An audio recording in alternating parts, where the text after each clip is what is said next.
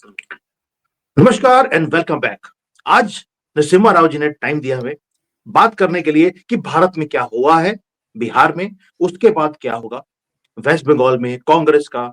साथ में बात करेंगे कि ऑपरेशन सिंदूर को कहीं मोदी जी भूल तो नहीं गए। उन्होंने बोला था कि उसी भाषा में मैं जवाब दूंगा और ये एक्ट ऑफ टेरर हुआ है जो दिल्ली में हुआ, कहीं भूले तो नहीं। उसके ऊपर बात करेंगे और ऊपर ट्रम्प की बात ना हो, ऐसा हो नहीं सकता। और नरसिम्हा राव जी तो बैठे यूएसए में है, तो he is a hot topic which we will discuss कि क्या होगा भारत के साथ और ट्रेड वॉर का, H1B वीजा का। तो बहुत मुद्दे हैं जिसके ऊपर बड़ी डिटेल में आज बात करेंगे। Narasimha Rao ji, thank you for joining. जय सिया राम। नमस्कार सुमित जी, जय सिया राम और आपके सर, सारे दर्शकों को नमस्कार।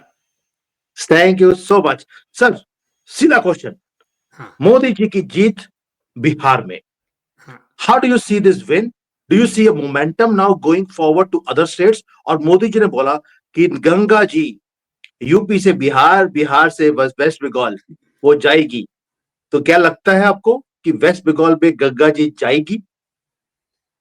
ममता जी की कुंडली को देख के मैंने कई साल पहले बताया था कि उनका जो अच्छा वक्त है, वो अभी खत्म हो गया है। इसलिए 2026 में वो बहुत ही वल्नरेबल रहेंगी। इसलिए अगर बीजेपी अच्छे कैंडिडेट्स को फील्ड करेगी और अच्छा सीएम कैंडिडेट को बेसिकली चुनेगी, तो बीजेपी के लिए चांस है। This is basically Mamata Banerjee जी जो स्ट्रांग रह चुकी हैं एक एक दशाब्द से, उनका अच्छा वक्त खत्म हो गया है। इसलिए उन्हें गिराने के लिए ये बहुत अच्छा मौका है 2026 का इलेक्शन। ओके, लेकिन सर वेस्ट बंगाल इतना आसान भी नहीं है। आपको आसान मालूम है आसान जितना तो बिल्कुल रेडिकलाइज नहीं कर है, दिया है। बिल्कुल नहीं है। तो उसका सॉल्यूशन आपको लगता है कि मोदी जी की जो टीम है, जैसे उन्होंने बिहार के अंदर एसआईआर लॉन्च किया, वहां पर एसआईआर लॉन्च आप कर पाए, वेस्ट बंगाल में तो एसआईआर लॉन्च भी करने नहीं दे रहे वो। हाउ डू यू थिंक कि West Bengal they can win that the kind of situation there is, and there are crores and crores of illegals coming up? Is there something coming up for the illegals also? मुझे ऐसा लगता है कि कुछ करेंगे आने वाले महीनों में। ये जो भी वोटर्स का लिस्ट है, उसके साथ कुछ बेसिकली क्लीन अप करने की कोशिश रहेगी। और एक बात है कि अच्छे कैंडिडेट्स को चुनना है। अगर आप पिछले इलेक्शंस को देखेंगे, तो शायद ऐसा लगता है कि कुछ कैंडिडेट अच्छे नहीं थे। कुछ कैंडिडेट्स को जानबूझकर इसलिए चुना है कि टीएमसी को बेसिकली कड़ी मुकाबला नहीं दे सके। कुछ कुछ षड्यंत्र था पिछले इलेक्शन में। अभी बीजेपी बीजेपी को रियली जीतने की इच्छा है, तो अच्छे कैंडिडेट्स को चुन सकते हैं। अगर आप पिछले इलेक्शंस के रिजल्ट्स को देखेंगे, तो कई सीट्स पर बहुत ही बहुत ही करीबी मुकाबला था। The margin was very very low in many seats. इसलिए अगर जो ईमानदार हैं, जिनका रेपुटेशन अच्छा है, ऐसे लोगों को फील करें। और जिनका भी जो भी टीएमसी के साथ जुड़े हैं पिछले कई सालों से, और जिनका रेपुटेशन अच्छा नहीं है, उन्हें टिकट नहीं देके अगर स्ट्रिक्टली जैसे बिहार में किया था, जैसे पिछले इलेक्शंस में यूपी में किया था, उस तरह अगर कर सकते हैं, तो वो जीत के चांस को बढ़ा सकता है। सो ये चीज़ है कि जो भी नकली वोटर्स हैं, उनके लिए उनके बारे में कुछ करें वोटर लिस्ट में। और दूसरी बात यह है कि अच्छे कैंडिडेट्स को खड़ा करें। जो भी वीक कैंडिडेट है, या जो भी लोगों को ऐसा नहीं लगना चाहिए कि ये क्या फ़र्क है? ये टीएमसी का कैंडिडेट है, ये बीजेपी का कैंडिडेट है, क्या फ़र्क है? ऐसा नहीं लगना चाहिए। ऐसा शायद पिछले इलेक्शन में ऐसा लगा था। Not in all the seats, मगर कुछ सीटों में शायद ऐसा लगा था। इसलिए बीजेपी को मन लगा के अच्छे कैंडिडेट्स को खड़ा करना चाहिए। वो और एक बात है, आरएसएस को यूज़ करना चाहिए। आप अगर पिछले पिछले कुछ सालों में जो भी इलेक्शंस बीजेपी ने लड़ा था, अगर आप उसका हिस्ट्री देखेंगे, तो जब भी आरएसएस एक्टिव था, जब भी आरएसएस उस स्टेट में बेसिकली एक्टिवली कैंपेन किया था, वहाँ बीजेपी बीजेपी जीत को हासिल कर सका बीजेपी ने।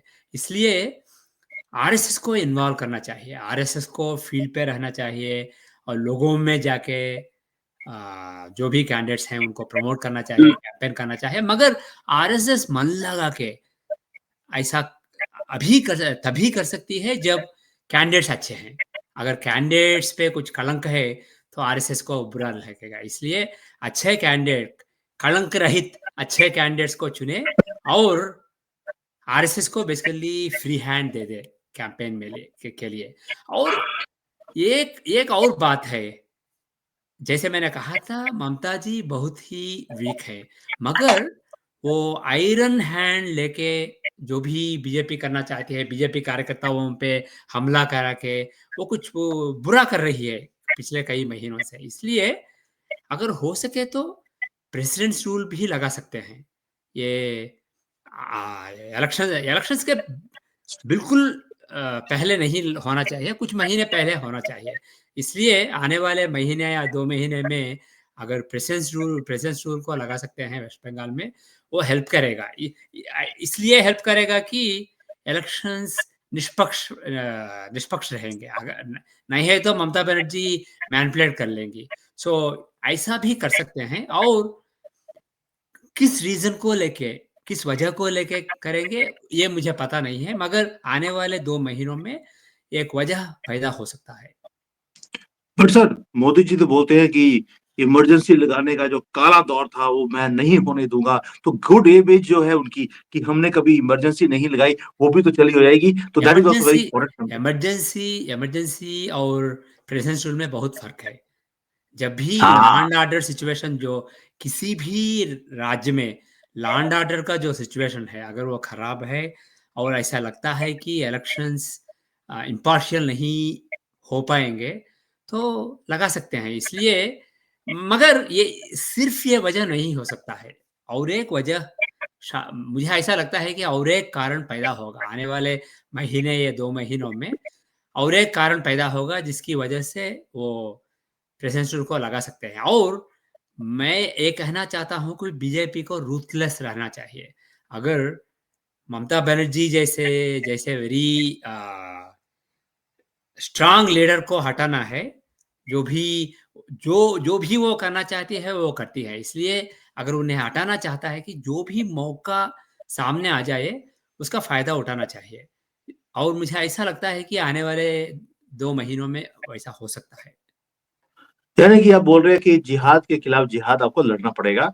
आप वहां पर श्री राम बनकर काम नहीं कर सकते हैं। श्री सिंपल, कृष्ण बन आपकी के, लैंग्वेज। जैसे श्री श्री कृष्ण ने कृष्ण।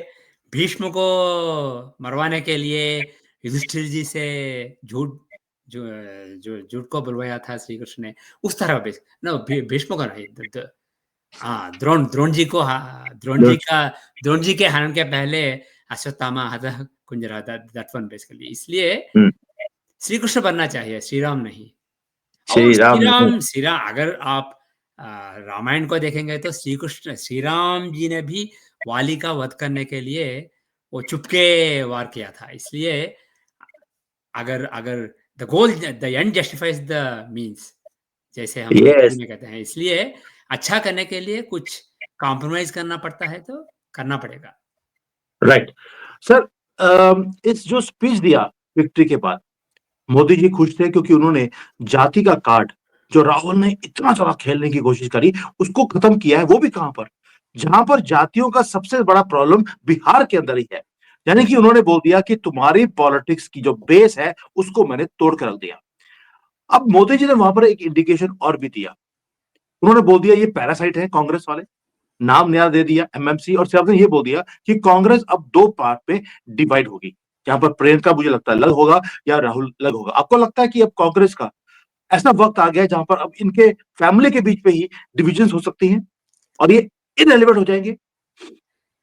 मैंने कई महीने पहले कहा था कि राहुल गांधी जी का ये जो साल है, जून 2025 से लेके जून 2026 तक का ये साल है, ये साल उनके लिए बहुत खराब साल है। वो वो वो बेसिकली मोदी जी को हटाने के लिए इंटरनेशनल पावर्स का हेल्प लेके, उनकी मदद लेके बहुत सारी कोशिशें करेंगे, बहुत सारे तीर चलाएँगे, मगर एक भी तीर निशाने पे नहीं लगेगा। ये उन्होंने कहा है कि वोट चोरी हो गई है, उन्होंने उन्होंने कहा कि ये जात के साथ नीच जात के साथ बेसिकली अन्याय हुआ है। कई कई तीर लगाए थे, मगर एक भी निशाने पे नहीं नहीं लगा, और बिहार इलेक्शन में जो जीत हुई, ये उसका प्रूफ है। और मुझे ऐसा लगता है कि आने वाले 10 8-9 महीनों में और भी बर्बाद हो जाएँगे राहुल गांधी जी। जैसे मैंने कहा था, जून 2025 से लेकर जून 2026 तक का समय उनके लिए बहुत ही खराब समय है। इसलिए राहुल गांधी जी तो डाउन होंगे ही। मगर और अगर कांग्रेस की कुंडली देखेंगे, तो कांग्रेस के लिए भी ये बुरा वक़्त है। कांग्रेस के लिए भी अच्छा वक़्त नहीं है। इसलिए अगर राहुल गांधी लीडर रहेंगे, या प्रिया और कोई आ जाएगा राहुल गांधी का की जगह लेने के लिए, irrespective of that, Congress party का पतन होते ही रहेगा। मगर बीजेपी के लिए ये अच्छा रहेगा अगर राहुल गांधी जी कांग्रेस के लीडर बन के रहेंगे, क्योंकि और उसका स्टार कैंपेनर बन के रहेंगे, क्योंकि जैसे मैंने पहले कहा था, वो कभी प्रधानमंत्री नहीं बनेंगे। और वो एक बात है, और एक बात है ये कि ये जो साल चल रहा है, ये उनके लिए बहुत ही खराब साल है। इसलिए जैसे बिहार में हुआ था, आने वाले इलेक्शंस में भी ऐसा ही होगा इस साल में। ये बहुत बुरा साल है उनके लिए। सर, मैंने एक पैटर्न देखा बिहार के अंदर हाँ, कि राहुल गांधी ने या उनकी पार्टी ने कैंपेनिंग करी ही नहीं, ना ही ओवैसी ने करी। लेकिन जिस सीट्स के ऊपर उन्होंने जो कैंडिडेट खड़ा किया, जो उनके पकड़ में है, वहां पर बिना कैंपेनिंग वो जीत गए, क्योंकि वो डेमोग्राफी को पूरा चेंज किया है। हुँ। ओवैसी 5 सीटें 6 सीटें जीत के 5 सीटें लेकर गया, कांग्रेस 6 लेकर गई, and they are happy for it. अब हम एक-एक कर एक-एक कॉन्स्टिट्यूएंसी अपने कब्जे में करते जा रहे हैं, बिना इलेक्शन लड़े हम इलेक्शन लड़ रहे हैं। क्या बीजेपी को अब, या मोदी जी को, अब जो ये इल्लीगल्स को बुलाकर डेमोग्राफी को चेंज किया गया है, हिंदुओं को भगाया गया है, क्या इसके ऊपर मोदी जी कुछ काम करेंगे? ऑपरेशन सिंदूर के ऊपर मैं आता हूँ, क्या ये ऑपरेशन सिंदूर भारत में नहीं करना चाहिए? भारत के अंदर अंदर का ऑपरेशन आप कह रहे हैं।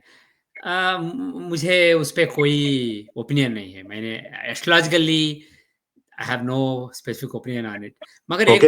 एक बात कह सकता हूँ कि इंडिया की कुंडली में चंद्रग्रह जो है वो कर्क राशि में है, और राहु अष्टम में है अभी। भारत के लिए राहु अष्टम अष्टम में है। जब अष्टम राहु होता है, फॉरेन इंटरफेरेंस होता है देश में। देश के देश के जो भी अफेयर्स हैं, उनमें इंटरनल अफेयर्स में बाहर का कुछ इंटरफेरेंस हो सकता है। इसलिए राहु इलीगल इमिग्रेंट्स को दिखाता है, या इन जनरल इमिग्रेंट्स को दिखाता है। और राहु जो कुंभ राशि में है, वो illegal immigrants and immigration related problems को दिखा सकता है। इसलिए ये ये प्रॉब्लम सॉल्व करने के लिए ये अच्छा वक्त नहीं है, मेरे मेरे हिसाब से। शायद फ्यूचर में अच्छा वक्त आएगा। ये प्रॉब्लम उन शत्रुओं पे फोकस करने का है जो बाहर से अंदर को बेसिकली बढ़ावा देते हैं। अंदर में ही ओके, रह ओके। के जो जो काम कर रहे हैं, उनके लिए और वक़्त आएगा। और बताइए। सर, अब ये बिहार हो गया, वेस्ट बंगाल हो गया, कांग्रेस हो गया। अब एक सिंपल क्वेश्चन है कि बिहार इलेक्शन के रिजल्ट से 2 दिन पहले तक तो पूरा गर्व ही था कि ऑपरेशन सिंदूर हमें चाहिए अभी। आपको लगता है कि बिहार की जीत के बाद और फोकस ऑन वेस्ट बंगाल के बाद ऑपरेशन सिंदूर 2, जो मोदी जी ने बोला था act of terror will be act of war, कहीं हाँ, मोदी जी भूल तो नहीं गए? पहले पहले उनको प्रोसेस फ़ॉलो करना चाहिए। उनके एस्टेब्लिश करना चाहिए कि जो भी हुआ है, जो भी अटैक हुआ है रेड फोर्ट के आस-पास, किसने किया है? कौन उसके पीछे हैं? मुझे ऐसा लगता है कि वो जाँच पूरा कर लेंगे। कोई कदम हेस्ट में नहीं लेंगे, वो पूरा जाँच कर लेंगे, और वो एक्शन ले लेंगे। और ऑपरेशन सिंदूर जो हुआ था, मैंने कहा था कि मई में एक एक फ़ेज़ होगा, और दूसरा फ़ेज़ जो है, वो कवर्ट रहेगा। वो basically instead of sending missiles etcetera, वो बेसिकली कवर्ट ऑपरेशन रहेगा। जो भी कश्मीर पाकिस्तान के कब्जे में है, उस कश्मीर में और शायद सिंध में बेसिकली कुछ कुछ ऑपरेशंस होंगे, कवर्ट ऑपरेशंस। कुछ लोग एलिमिनेट किए जाएंगे। कुछ पाकिस्तान के अंदर जो डिविजन्स हैं उन्हें बढ़ावा दे के बेसिकली पाकिस्तान को डिस्टेबलाइज करेगा भारत। सो ऑपरेशन सिंदूर का जो फेज 2 है, मेरे हिसाब से वो अभी चल रहा है और वो मोस्टली कवर्ट है। मगर इंडिया इंडिया एक ओवर्ट ऑपरेशन भी लॉन्च कर सकता है, उसकी संभावना है, मगर अभी नहीं।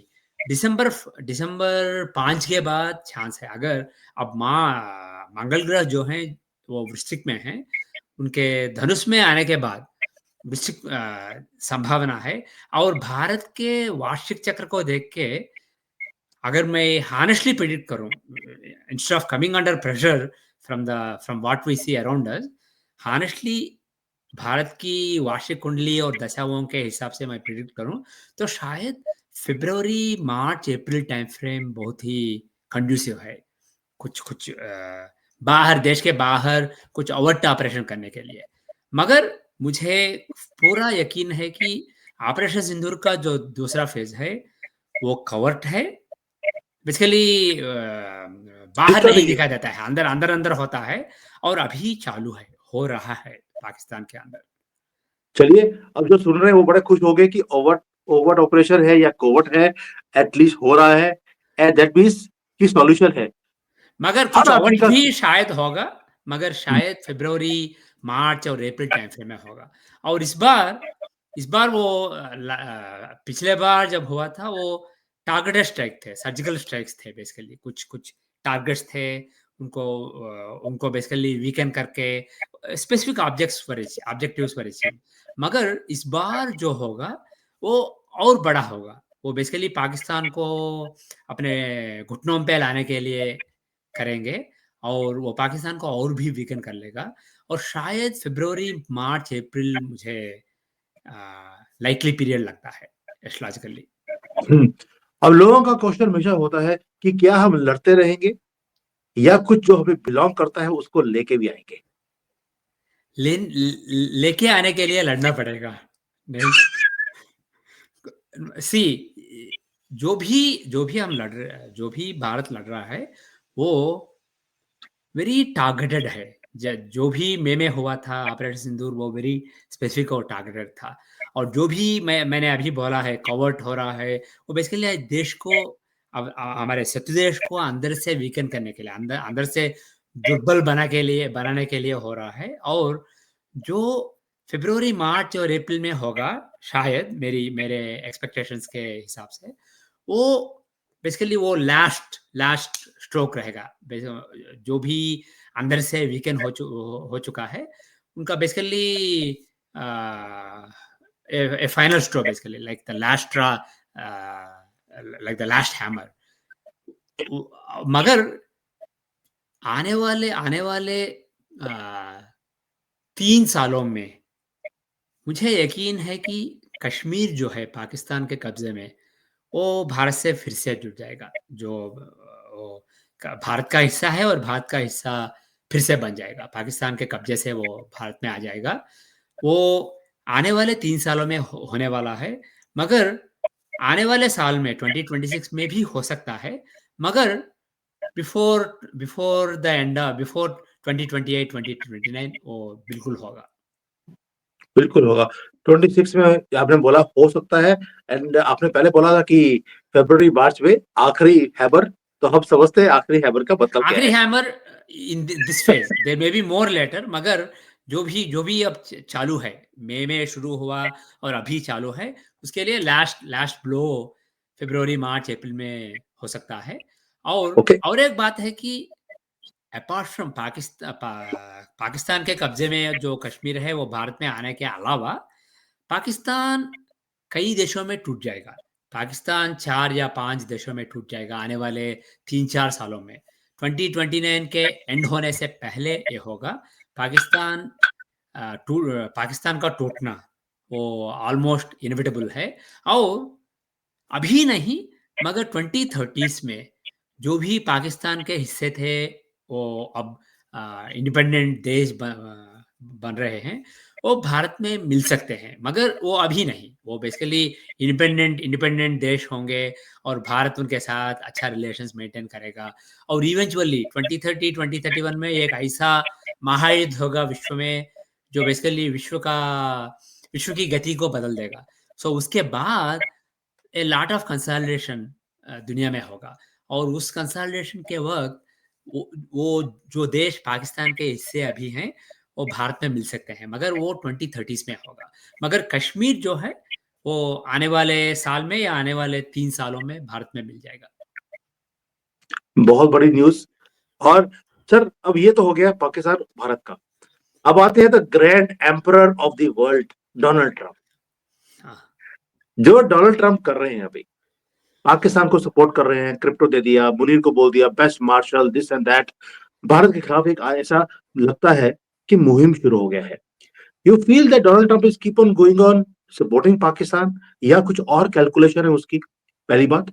और दूसरा, जो ट्रेड वॉर है भारत के साथ, हाँ, उसके ऊपर how do you think things panning up? One is Pakistan support, second is trade war, और थर्ड इज H1B वीजास। हाँ। ओके। अगर रही बात पाकिस्तान की, तो या ऐसा लगता है अभी कि पाकिस्तान अमेरिका का बहुत बड़ा दोस्त है और बड़ा वैल्यूबल दोस्त है, बहुत आदरणीय दोस्त है। मगर ट्रम्प जी ऐसे हैं, उनका एक आदमी या औरत उनका बड़ा अच्छा दोस्त हो सकता है एक वक्त, और दूसरा वक्त बेसिकली उन्हें ठुकरा सकते हैं। अभी देखिए, मार्जरी टेलर ग्रीन, वो मैगा के लीडर हैं और वो ट्रम्प के बड़े सपोर्टर थी, और उन्होंने कुछ क्रिटिसाइज किया और ट्रम्प पूरा उसके खिलाफ हो गए हैं ट्रम्प जी। इसलिए जो जो और जो भी उनके साथ काम कर चुके हैं पहले, 2016 में जब वो इलेक्ट हुए थे, जो भी उनके साथ चीफ ऑफ स्टाफ था या होम सेक्रेटरी ऑफ स्टेट था, वो सब उनके साथ बेसिकली फॉल आउट हो चुके हैं। सो ट्रम्प, अगर आप ट्रम्प के दोस्त हैं, तो एक वक्त पर, परमानेंट परमानेंट नहीं। इसलिए पाकिस्तान के साथ जो दोस्ती अभी चालू है, ये मेरे हिसाब से बहुत टेम्पररी है। पाकिस्तान बहुत ही बुरे हाल में फंसने वाला है, बहुत जल्द। और रही बात ये ट्रेड वार या ट्रेड डील की, मुझे मुझे यकीन है कि ये रिज़ॉल्व हो जाएगा। ये टेम्पररी है। भारत को कुछ कॉम्प्रोमाइज़ करना पड़ेगा और यूएस को भी कुछ कॉम्प्रोमाइज़ करना पड़ेगा, मगर एक समझौता तो आ जाएगा।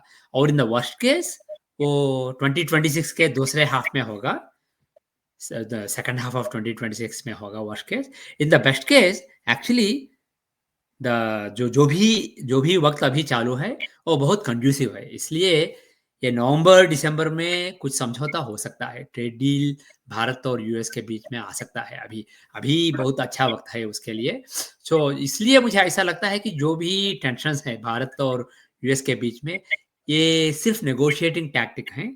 भारत अपने के लिए कुछ कॉम्प्रोमाइज़ेस नहीं करना चाहता है और यूएस भी कुछ कॉम्प्रोमाइज़ेस नहीं करना चाहता है, मगर एक अच्छे ट्रेड डील के लिए दोनों देशों को कुछ ना कुछ अ, कुछ ना कुछ बेसिकली देना पड़ता है, कुछ लेन-देन होता है। इसलिए ये नेगोशिएटिंग टैक्टिक है।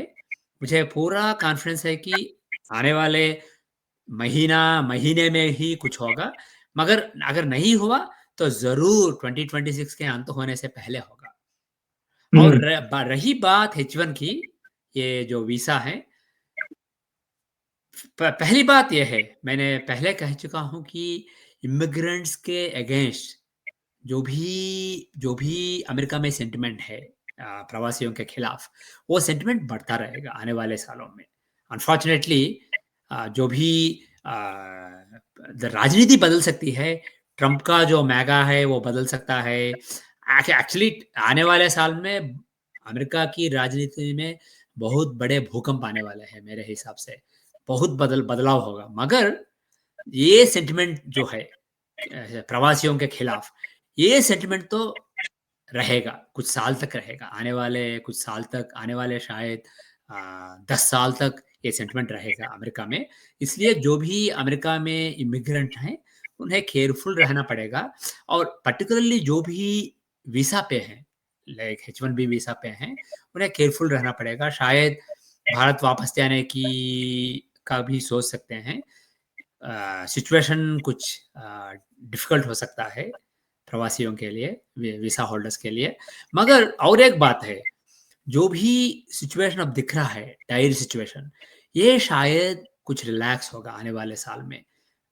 मेरा मतलब ये है कि ट्रम्प ट्रम्प जी एक बड़े हैमर को लेके अपने बेस को खुश करने के लिए ऐसा किया है। मगर कुछ जो भी कुछ एक्शंस उन्होंने लिया है, वो शायद कोर्ट्स में नहीं टिक पाएँगे, और तब वो कहेंगे अपने बेस से, मैंने किया है, मैंने कोशिश की, मगर कोर्ट्स ने ठुकरा डाला है। इसलिए ये शायद एक टैक्टिक है, वो नहीं चाहते हैं कि H-1B टोटली बर्बाद हो जाए और अमेरिका के जो टेक कंपनीज़ हैं, वो बर्बाद हो जाए, ये कोई नहीं चाहता है। इसलिए जो भी हम अभी देख रहे हैं, ये बहुत ड्रैकोनियन है। इसमें कुछ रिलैक्सेशन आ जाएगा आने वाले साल में, मगर in general the sentiment will be against the immigrants in America and in general sir across the world. Because सारी दुनिया में ये मई 2024 से लेके, I forgot the exact time, but basically around this time, आने वाले 10 साल तक प्रवासियों के खिलाफ नेगेटिव सेंटिमेंट रहेगा सारी दुनिया में, और पर्टिकुलरली अमेरिका में। सर लास्ट क्वेश्चन, जो अभी अभी जो बाई पोल्स हुए थे अमेरिका में, हमने देखा कि ट्रम्प के सभी लोग हार गए, मामदानी जैसे लोग जीत गए। हाँ। Do you feel that the downfall of Trump has started somehow? And when you say that immigrants के खिलाफ एक मुहिम शुरू होगा, तो हमेशा क्यों होता है कि अमेरिका में हिंदुओं के खिलाफ तो मुहिम शुरू होता है, लेकिन मामदानी जैसे लोग हैं, उनको पूरी सपोर्ट भी मिलती है, nobody dares to speak against them. You think that these two things, how do you see? Downfall of Trump starts after Mamdani wins because उसने radicalize कर दिए पूरे इलेक्ट्रॉन को। ट्रम्प जी की कुंडली के हिसाब से जो राशि कुंडली की दशा देखते हैं, तो उनकी बुरी दशा 2020 में भी शुरू हुआ था। मगर दशांश चक्र जो बेसिकली करियर को दिखाता है, उसमें और एक दशा होता है, और एक कैलकुलेशन होता है, और उस दशा के हिसाब से 2025 दिसंबर तक उनका अच्छा वक्त है, ये बहुत ही अच्छा वक्त है। इसलिए अभी वो इनविंसिबल है। जो भी जो भी अ, जो भी बुरा करते हैं, जो भी सिल्ली करते हैं, वो उससे ऊपर आ जाते हैं। मगर दिसंबर 2025 के बाद उनकी दशा बेसिकली दशा में परिवर्तन हो रहा है। इसलिए आने वाले 2-3 सालों में Trump's destiny will be different. जो भी सी अगर आप हिस्ट्री को देखेंगे, तो कुछ लोग ऐसे होते हैं कि जो भी वो टच करते हैं, वो सोना बन जाता है। मगर ऐसा वक़्त आता है कि वो ख़त्म होता है, और मुझे ऐसा लगता है कि ट्रम्प जी उस कस्प पे है। उनका अच्छा वक़्त अभी ख़त्म हो रहा है, इसलिए आने वाले साल में उन्हें अ, बहुत बहुत ही डिफ़िकल्टीज़ रहेंगी। और जो आज हमने जो इलेक्शन देखा था न्यूयॉर्क में, ममदानी जीतना वेरी इट्स ऑब्वियस बेसिकली, क्योंकि वो डेमोक्रेटिक पार्टी के कैंडिडेट थे। इसलिए वो वहाँ रिपब्लिकन का कोई चांस नहीं है, वो पक्का डेमोक्रेटिक एरिया है। मगर वर्जीनिया में जैसे मोर दैन 10% मेजॉरिटी से जीता था डेमोक्रेट ने, वो इंटरेस्टिंग है, क्योंकि वो बैटल ग्राउंड स्टेट है। अभी जो बाय इलेक्शन हुआ था, उसमें कुछ बैटल ग्राउंड स्टेट्स में बहुत इंटरेस्टिंग रिजल्ट्स देखने के लिए मिली है। मगर मुझे ऐसा लगता है कि 2026 में जो इलेक्शन होगा, वो मिड टर्म इलेक्शन, उसमें सारा हाउस बेसिकली बदल जाएगा, और 1/3 ऑफ द सेनेट बदल जाएगा। उस इलेक्शन में डेमोक्रेट्स को बहुत बहुत सारे गेन्स होंगे। Republican party will be hammered very badly. और उस election after that election there will be enough reason, Republican party जो है, उसमें ट्रंप के खिलाफ ओपन रिवोल्ट आने के लिए बहुत सारे कारण होंगे 2026 मिड टर्म इलेक्शंस के बाद। इसलिए मुझे ऐसा लगता है कि 2026 के अंत में या 2027 में शायद ट्रंप जी बदल भी सकते हैं। ट्रंप जी को हटाने के लिए कुछ कुछ गड़बड़ करना चाहिए, क्योंकि टेक्निकली वो 4 साल तक रह सकते हैं, मगर ऐसा हो सकता है कि वो उनके हटा के जेडी वैंस को अध्यक्ष बना सकते हैं। बॉटम लाइन इज ट्रम्प जी जो हैं, जो आरा ऑफ इनविजिबिलिटी थी उनके उनके अराउंड, वो अभी खत्म हो रहा है। ये जो इलेक्शन हुआ है वो उसकी शुरुआत है, मगर 2026 में और कुछ होने वाला है। जैसे मैंने कहा था, अमेरिका की राजनीति में 2026 का साल बहुत सारे भूकंप लाएगा। भूकंप लाएगा। सर, भूकंप की बात करिए, आखिरी क्वेश्चन, जिस कंट्री में बैठा हूं मैं, चाइना, हाँ, यहां पर इकोनॉमी का बुरा हाल है। इतना बुरा हाल है कि अब स्टारबक्स जैसी कंपनी को बेचकर भागना पड़ा। $17 बिलियन की जो इवेल्युएशन थी, 2.5 बिलियन में बेचा है, कोई खरीदने को तैयार नहीं। And they did not want to operate here. अगर खाने पीने की जगह जो बड़े बड़े ब्रांड्स हैं जब कंट्री को छोड़कर भागने लग जाएं, इसका मतलब है something is wrong. Do you feel that something huge is coming in China as well? आने वाले 2-3 साल चाइना के लिए बहुत बुरे हैं। एक्चुअली अगर अगर मैं चाइना का वार्षिक चक्र देखता हूँ, वार्षिक कुंडली, उस कुंडली, इस साल की कुंडली और आने वाली साल की कुंडली, जो बेसिकली ये दो कुंडलियां मुझे, जो भी 1980, व्हेन वाज इट, 89 द और 83, द टिएनएनमेन स्क्वायर जब हुआ था, जब स्टूडेंट प्रोटेस्ट हुए थे, मैंने उस वार्षिक कुंडली से कंपेयर किया था, कुछ सिमिलरिटीज हैं। इसलिए मुझे ऐसा लगता है कि आने वाले 2 सालों में, और इकोनॉमी से, अगर इकोनॉमी को देखेंगे तो चाइना चाइना का जो इकोनॉमी है वो स्ट्रगल करता जाएगा आने वाले 3-4 सालों में। मगर पर्टिकुलरली आने वाले 2 सालों में कुछ प्रोटेस्ट भी शुरू हो सकते हैं चाइना में। ये अभी तो ये अनइमेजिनेबल है, मगर कुछ ऐसा हो सकता है कि कुछ अमेरिका और दूसरे वेस्टर्न देश जो हैं, वो चाइना के खिलाफ कुछ षड्यंत्र करके चाइना में कुछ कर सकते हैं। और जो चाइना के लोग हैं जो सफ़र हो रहे हैं इस इकोनॉमी में, वो बेसिकली अपनी आवाज़ उठा सकते हैं। इसलिए ये डेफिनेटली पॉसिबल है कि आने वाले 2 सालों में कुछ प्रोटेस्ट हो सकते हैं चाइना में, और वो बढ़ सकते हैं, और उन्हें उन प्रोटेस्टों को हैंडल करने में ये जिनपिंग जी जो हैं वो नाकाम रहेंगे। इसलिए मुझे ऐसा लगता है कि आने वाले कुछ सालों में चाइना में बहुत खराब होने वाला है, और वो बेसिकली चाइना को पुश करेगा कि अमेरिका के खिलाफ कुछ करे, या ताइवान में कुछ करे। सो जो भी मैं एक्सपेक्ट कर रहा हूँ 2031 में महायुद्ध होगा, उसको बेसिकली उसको उसको लाने के लिए जो भी चेन रिएक्शन होना चाहिए, वो आने वाले 2-3 सालों में चीन में शुरू होगा। ये बहुत ही बुरा दैट वक्त है चीन के लिए। मीन्स जो H1B वाले को आपने बोल दिया, start looking at maybe relocating to India. I'll also have to start looking at relocating to India because China, I can see the downfall is happening very, very fast here. Sir, thank you so much. आपने time दिया है. I've taken too much of your time. लेकिन जो बिहार की एक नदी का हमने फ्लो देखा कि बिहार से चलकर वेस्ट बंगाल से मुझे लगता है कहीं बंगाल भी, वेस्ट बंगाल के बाद बांग्लादेश के अंदर भी वो वाटर जाता है। तो मोदी जी ने बोला ये पानी जाता है, बड़ा सिंबॉलिक है। हो सकता है कि बांग्लादेश के अंदर भी जो हमारा बॉर्डर है वो भी एक्सपैंड कर जाए और वो एक्चुअली हमारी लिंक। बांग्लादेश के लिए ये आने वाला साल बहुत ही खराब साल है बांग्लादेश के लिए भी। पिछले साल में ये मोहम्मद यूनुस जी के आने के बाद उनके उनके पास ये कार्ड था, वो पाकिस्तान, भारत और चीन को बेसिकली खेल सकते थे। ये कार्ड्स बना के एक के खिलाफ एक खेल सकते थे, मगर they played all the cards well. मगर अब basically the squeeze starts now for Bangladesh, और बांग्लादेश के एनुअल चार्ट से ऐसा लगता है कि कुछ बदलाव आ सकता है। जो भी प्रधानमंत्री है बांग्लादेश के, वो उनको हटा के और कोई आ सकता है। सो बांग्लादेश के लिए ये बहुत ही अनस्टेबल साल है आने वाला साल। चलिए, गंगा जी तो मोदी जी ने ऑलरेडी बोल दिया। वेस्ट बंगाल के बाद बांग्लादेश। बांग्लादेश में भी अब कहीं ना कहीं चिकन नेक उनका काटना जरूरी है, और मुझे ऐसा लगता है, मेरा अपना भी फीलिंग है कि this boundary of India now will expand for the first time in the last 1000 years. Sir, thank you so much. It was very, very clear, and hope to see you very soon next time.